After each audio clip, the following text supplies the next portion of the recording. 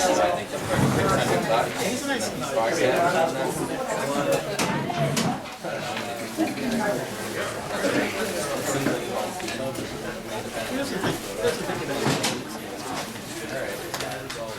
everybody. Hello. Wow, what a great turnout. Glad to see you all here tonight. I'm Linda Pinkow. I'm a member of the staff and the collective of Dollars and Cents, which is privileged to co-publish America Beyond Capitalism letter. Okay? There we go. I have it in me.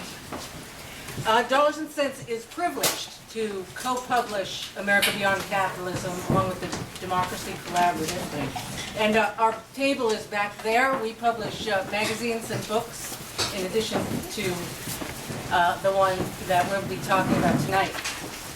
Dollars and Cents was founded in 1974 by left economists and activists who wanted to present progressive economics to the general public in a way that was easy to understand and in a form that would be helpful to the general public, and particularly to progressive activists who knew there were fundamental problems with the economic system, but didn't know exactly what was wrong or how to fix it.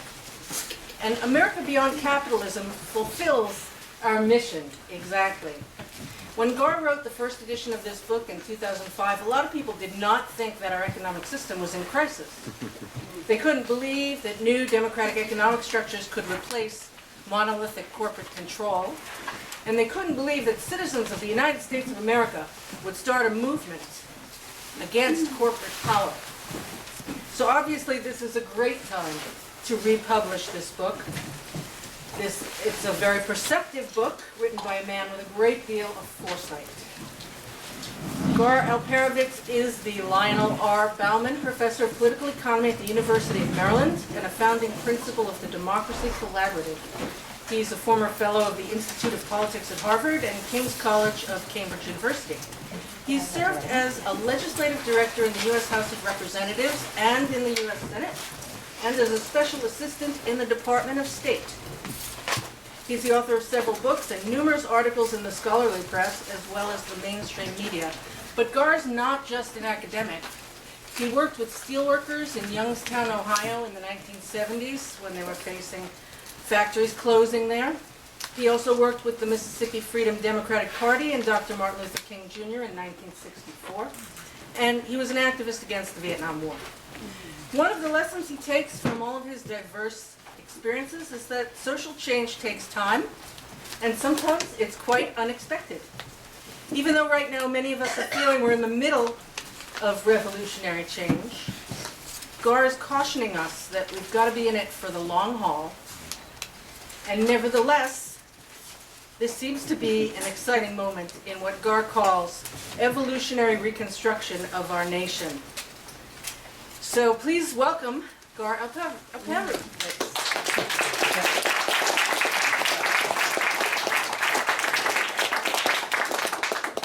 Thank you, Linda. It's great to be back here. And I was in Cambridge for a long time with the Cambridge Institute and some of the old people who started the Cambridge Institute, which was Can you a... please speak a little louder? It's hard to hear back here. Okay, I'm saying it's great to be back here. And I was saying the number of people who were starting in the Cambridge Institute, which was one of the first attempts to bring together a left think tank in the late 60s. Besides several folks are here, and it's good to see you all. And I gather this is one of the Howard Zinn... Still not loud enough. Still not, I'll do the best I can. Is there a microphone? Is there a microphone? There is. It will take some time to set up. We'll start doing it and Okay. say God's voice. I'll do the best I can, but I've been on the road speaking, so I'm a little hoarse right now, so I'll do it. Okay, here we go. In any case, the Cambridge Institute was set up in the late 60s, and it brought together activists and kind of socialist thinkers and liberal thinkers, and at that point the term was not common, but in fact there were anarchist thinkers as well. And the question we asked, it's a very nasty question, so I've put it to you. What do you want? And if you don't know what you want, why in the hell should we listen to you? And that is because people on the left have been happy to have large theories of socialism in very abstract terms, or anarchism in very abstract terms, which they have found it very hard to convey, really, to ordinary Americans. And it ought to be possible, obviously, if what you're talking about is better, makes sense, intelligent, ethical, egalitarian, democratic, ecologically sane. If so, you ought to be able to explain that really, away from abstraction. That is a very hard thing to do. And so we were involved in that, and to a certain degree, once I left the straight world that Linda talked about with the Vietnam War, I've been spending a lot of time with both that question in theory and on-the-ground projects, some of which we'll talk about. The steelworkers was the one in Youngstown, but there's a lot of other things that we've been engaged in, most with my partner Ted Howard in Cleveland, Ohio. We can talk about that too.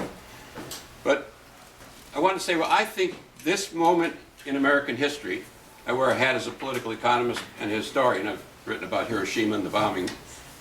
I think this moment is the most interesting and most important moment in American history, bar none. And I say more important than the Civil Rights Movement, more important than the Civil War, more important than the American Revolution. And the reason I say that is I think that the corporate system in general has run out of options. And the question of where that goes is not clear. It could go to fascism. It could go to decay. It could go to breakdown. But what I mean by saying running out of options, and why it is important to think very clearly about this time and strategy and what we want, is in the 19th century, essentially whenever there was a major problem, the established power could throw land at it. You could keep going west and farmers and out. There was excess land as long as you're willing to kill people to take it, and they were. But it was in fact an easy way out for the system in the 19th century. I'm being short in giving you the short version. In the 20th century, in the first quarter of the century, the system began to stagnate and probably was on the verge of significant depression, certainly major recession, and World War I bailed it out. In the second quarter of the century, the collapse occurred. The partial development of the New Deal did something to hold it from a major takeover, and World War II bailed it out. In the third quarter of the century, you had the Korean War, the Cold War, the Vietnam War, and the destruction of the competitors around the world by World War II, meaning you had a free market for a while.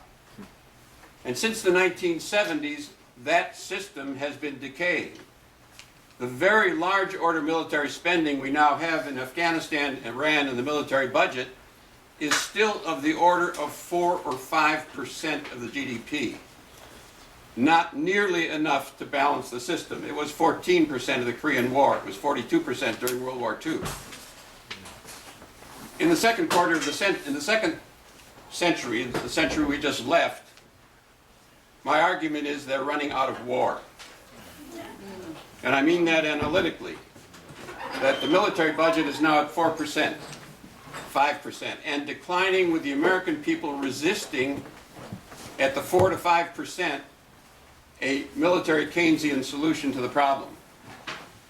And also, unlike World War II, nuclear weapons now exist, and a massive industrial scale war of the kind that solved the problems in the middle half of the century is highly unlikely. We may destroy ourselves, but that kind of a system solving answer is not likely. Now, if even half of what I've said in a very sketchy way makes sense, the two most powerful ways in which they manage systemic problems, land, which they ran out of in the 19th century, and war, which they are running out of now, means that either the system changes or it collapses, or it goes to something that is highly repressive and corporate fascism of some kind to manage the problem. It may simply decay. That's a hard one. It may simply decay as Rome decayed. That's a possibility. But the logical options of a traditional solution, and particularly the one that most progressives thought were likely, is also not available. I come out of liberalism. I come out of progressive, the left part of the Liberal Party, the Democratic Party in Wisconsin, which is a very progressive Democratic Party. I worked with all these progressives in the Senate and House in the 1960s.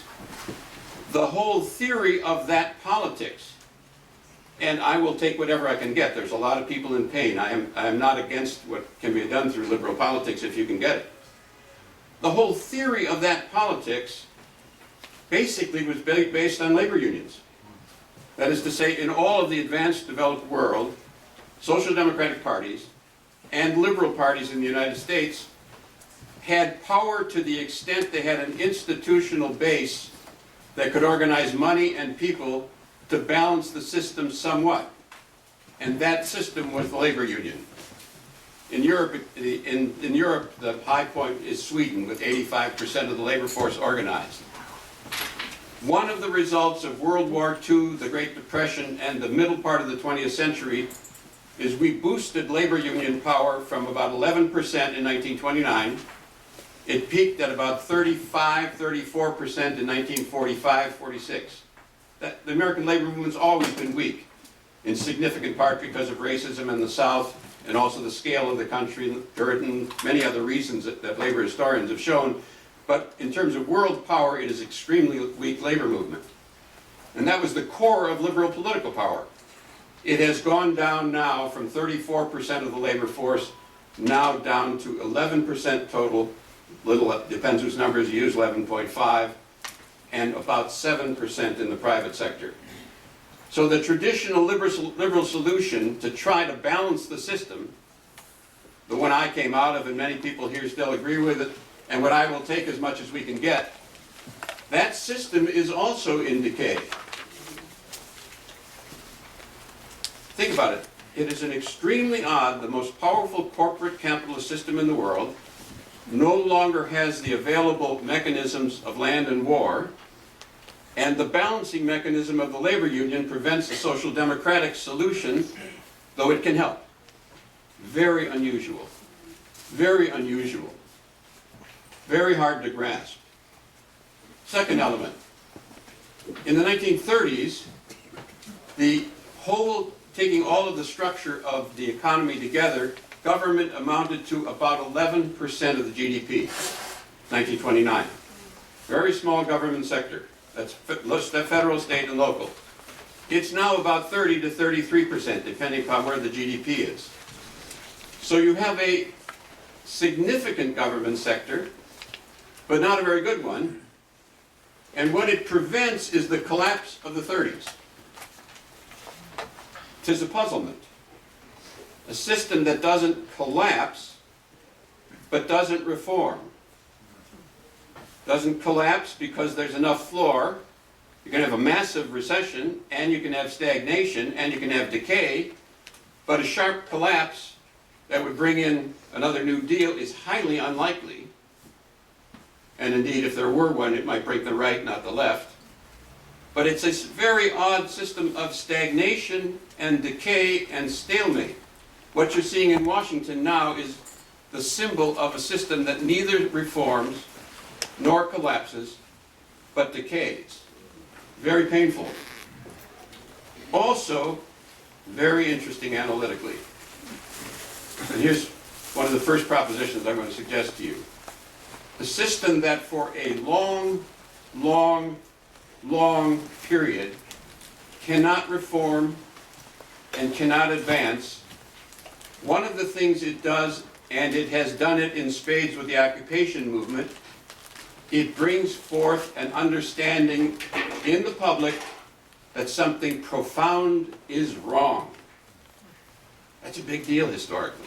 That has not happened in the lifetime of anybody in this room, except maybe one or two people who remember the 30s, sort of. The notion that there is something profoundly wrong with the system. When that occurs historically, That is the opening question in a battle about systemic problems, not simply political problems. So that is an extraordinary achievement that is being worked out right before our eyes, and I suspect that negative reality will continue. Now, the right wing's taking advantage of it enormously now, the notion that there's something wrong in Washington. They are right about that. There is something wrong in Washington. And they, on the corporate issue, you find libertarians knowing that the corporations and the banks are a big part of that. But the more profound question is that people realizing there is something profoundly wrong opens them to a question, is there another way? Is there any other way forward? It is incredibly important in raising the question, and ordinary people can begin to discuss that question. So that's the context and premise as I see it, and why I think maybe for the first time in American history, that question not only is on the table, and is likely to be on the table for more and more people, but it is on the table in a way that it is highly unlikely that it will go away. That puts a very, very heavy responsibility on anyone who cares about where we're going, because it means there may be an opening. And if there may be an opening, and when I say opening, I'm talking, Dan, we're talking about historic change. It's important to get elections, it's important to get reforms, all of that's important. But historic change is about changing the system. What I mean is people who want to throw 2 or 3 decades of your life on the table. You don't play this game unless you're willing to start with decades. You're talking about the most powerful corporate system in the history of the world. If you want systemic change, that's what it's about. But the opening may be there for the first time in the history of this system. So it is a big deal. Occupy has begun to open people's eyes so quickly. They wouldn't have had such a response if people didn't know something was wrong and hadn't articulated it. So it's a Gramscian moment, if you like. There is a collapse in the ideological superstructure that covered this stuff up, and people are beginning to say, what's really going on? What that requires, I think, as I said at the outset, is beginning to ask, what do we really want? And how do we get from here to there? What I've suggested is the first piece of an analysis that there is a possible context of decay and stagnation and pain that may continue to open space for real dialogue, intellectually, politically, ideologically, but also a demand for answers, real answers, that people can touch and feel, that have the possibility of transforming the system. The possibility of transforming the system. I think the basic characteristic of any system is who owns the capital. That's how you define systems. Whether feudal systems or slavery systems or capitalist systems, the name of the game is who controls the capital, and in this system it is controlled by corporations and by the top 1%. And again, in sharpening that division, the 1% and the 99%, 99% meaning those who don't own the property, technical term for that used to be the proletariat. That's what 99% was. But 1% owns roughly 50% of the investment capital. That's a medieval number. I mean, you have to kind of pause. 1% of the population owns half of all the investment capital? Yeah, that's the number right now, just a little under. 5% owns 70% of the investment capital. American capitalism is owned by those people and run by the corporations that they control. That's a medieval structure. And I don't mean that rhetorically. That's the way medieval society was organized, with that much power controlling the property relationships. The alternative, obviously, is to democratize capital. Now, that's the question that was hung around socialist circles in one form or another for all of the history of socialism. And the problem that was never quite confronted, except by some various small fragments of libertarian and communitarian socialists and anarcho-socialists, the tradition that Chomsky comes out of, and the tradition which I come out of in a different way. What do you do if you concentrate all of the ownership of capital in the state? The conservatives were right about that. To concentrate the ownership of capital entirely in the state is to put a hell of a lot of power in the hands of whoever controls the state. And that was right. And so there's a left version of that, but I always try to remember that American conservatives, the best of them, I'm not talking about the hacks, I'm talking about the serious conservatives, were genuinely worried about that problem. Even when some of them, by the way, parentheses, even when some of them, as in the leaders of the Chicago School of Economics who taught Milton Friedman everything he knew, were prepared to socialize businesses because they thought you couldn't regulate them, they would take over the regulation. H.C. Simon, the founder of the Chicago School of Economics, deep conservative, in the name of free enterprise, small and medium-sized business, said you got to socialize the big ones. But they were so it's a really important intellectual point. It is a political point. But what do you do about capital? Really? And so part of this book, and part of the work we've been doing at the Democracy Collaborative, and many other people have been working on this, is asking, where do you organize capital if you want a democratic and a libertarian system, really? And how do you organize it in a way that deals with the ecological requirements of the modern era, really? What do you want? Really?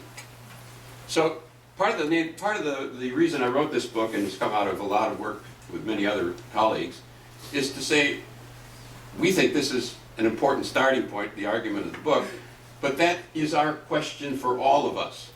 If you don't know what you want, why in the hell should we listen to you? So that's the first proposition of this book. The argument of the book is, secondly, that you must democratize capital. That is a necessary condition. And democratizing capital, by which I mean somehow or other taking and decentralizing or making through government or one form or another the capital, if it isn't going to be in the hands of the corporations and the elites, who gets control of it? And if you don't want it centralized in the state, where are you going to put it? Nasty question if you actually confront it. So part of this, what we used to call a heavy rap in the 60s, part of it is, that's your problem, our problem. Where do you want to put the capital? You want to change the system?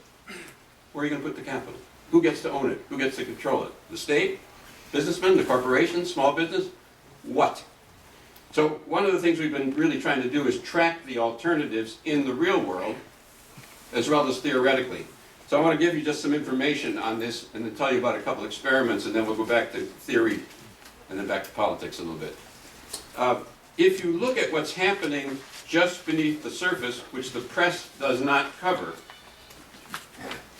and doesn't have the resources to cover, and doesn't have the interest to cover, what you will find, and here's one website that'll give you this information, www.community-wealth.org. Put the dash in, because we survey this material, and it's we go across the board, so if you don't pick up some of this, it's up on that website. 130 million Americans, 40% of the society, currently are members of cooperatives or credit unions. 130 million Americans currently are members of cooperatives or credit unions. People don't know that. It's an astounding fact. It's not a politicized fact. It's ordinary as grass. It's common. But there it is. There are 13 million men and women are involved in one form or another of worker-owned companies. 6 million more than are members of unions in the private sector. Most of these are ESOPs. Some of you know ESOPs.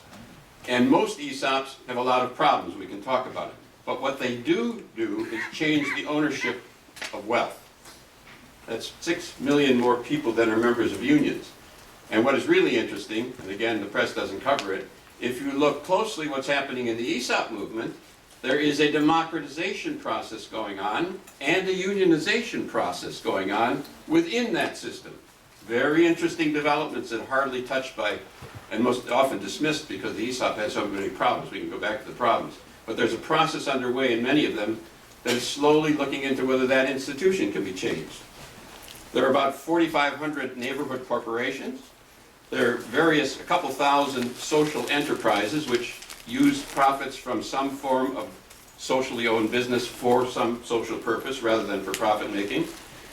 In Cleveland, we have my partner Ted Howard and I have been trying to do this for a long time, and Ted's stepdaughter is here, part of the Occupy movement, Rachel Greenspan and Peter are here. We've been trying to do this, and Ted has really spearheaded this, but let me tell you about what is possible in Cleveland, Ohio. In large part because of stalemate, stagnation, and decay. Let me underline this. Because there are no other answers. Because the system doesn't reform, and it doesn't collapse, and the pain deepens, people are open to different alternatives that offer any hope. That's what the lesson of some of this, and it's a critical lesson if correct. In Cleveland, at this moment, there are several linked worker-owned companies, not ESOPs, worker cooperatives, linked together by a community nonprofit corporation at the level of in neighborhoods where the average income is $18,000, and they're pointed at the procurement power of nonprofit institutions that cannot leave the neighborhood. Hospitals and universities that can't, so-called anchor institutions, with a lot of public money in them, by the way, open to public challenge if they, some point there's a politics. So $3 billion of procurement, none of which was focused on this poor neighborhood, all of it went elsewhere, is now going towards these. One of them is a laundry, a very industrial scale, ecologically advanced laundry, one of the most powerful in the state, at a solar installation facility, and now just opening up a 3.5 or 3.25 acre greenhouse, partly solar, capable of producing about 3 million heads of lettuce a year, and 2 new businesses being set up each year in a revolving fund based on the Mondragon model in Cleveland, Ohio. Now, think about the model. This is, the design of this model has more implications than just Cleveland, and it's not by chance that we've been working to try to do it. What it is a geographic community, not just workers. Some people are interested in worker ownership and worker control. That model has many problems, some of which are addressed in this book. It has many successes. But worker-owned companies floating in a capitalist sea tend to take on the same characteristics of the capitalist sea. And we can talk about that in the discussion, and there's a discussion in the book of that. That's what I mean by getting into what the hell do you really want. In this case, and those of you interested in Mondragon is running into that problem on the global level. They're running it to the Chinese and the Polish. That's why they're here, by the way. They're looking for markets in large part. Mondragon does wonderful things, but one, it hasn't solved the market problem. In this case, the market is a semi-public market. Non-profit organizations with a lot of public money purchasing from worker-owned companies that are linked for a geographic community purpose with a revolving fund pouring money back in so you can keep starting new firms linked for a community purpose that can't be sold out and that can't be leaving the community. That is a community-based system of changing who owns capital, decentralizing the actual production side of it with worker ownership, and pointed at a semi-planning system of a public nature that stabilizes the market. Those of you who are economists will know what I'm talking about. It's a very interesting design that has the possibility and goal both of beginning at the bottom in communities and also involving worker ownership, and also beginning to get at ecological issues. So let me sharpen that a little bit. Any company that is, including worker ownership companies, there's a new, very good book by David, the book on socialism, what's his last name? No, there's a new book by David McNally? Yeah, Schweiker. Schweiker's book is a new book, After Capitalism. Very good book. But it is a Yugoslav model, worker-owned companies. And the problem with it, David's a good friend in discussions back and forth on this issue, the problem you get in worker-owned models that are pure worker ownership is out of defensive reasons, they have to survive. They must expand to survive or someone will take their market. Same problem with capitalist firms. So what happens is they become ecologically rapacious, or they go down, and they begin to exhibit the same characteristics in many ways as worker-owned capitalism. The only answer to that is stabilizing the market in some form. And secondly, if you think that communities are important, major question, so I'm going to drop it in your lap again. Can you have democracy with a big D in a society if you don't actually have democracy with a small d in communities? Can you do it without citizens being developed in their own communities with a sense of the community as a collectivity, with authority in the community? The design of the Cleveland model begins to point towards the community as a whole as a key element in the rebuilding of a system. And the stability of the community and changing ownership in that way flows from a clear theory to which we can struggle about. We can argue about that theory as opposed to other forms of changing where ownership of capital should be. But that model, we suggest, begins with the notion of sustaining democracy in communities, or you can't get there in a system. Let me say that again. That's a brutal argument. Very nasty argument. You cannot have democracy in a system if you actually don't have citizens, and you can't have citizens if you can't have community control of the key resources, because that's the only place people learn to do beyond small elections and small parts of their own job or their own piece. That issue becomes central. Nasty. But if that is true, if you accept, part of what I'm saying is, let's debate. Let's confront this. What do you really want? Is it true that you can't have democracy with a big D unless you have citizens, and you can't have democratic citizens without a community, and you can't have a community unless you set up a structure that will stabilize that community?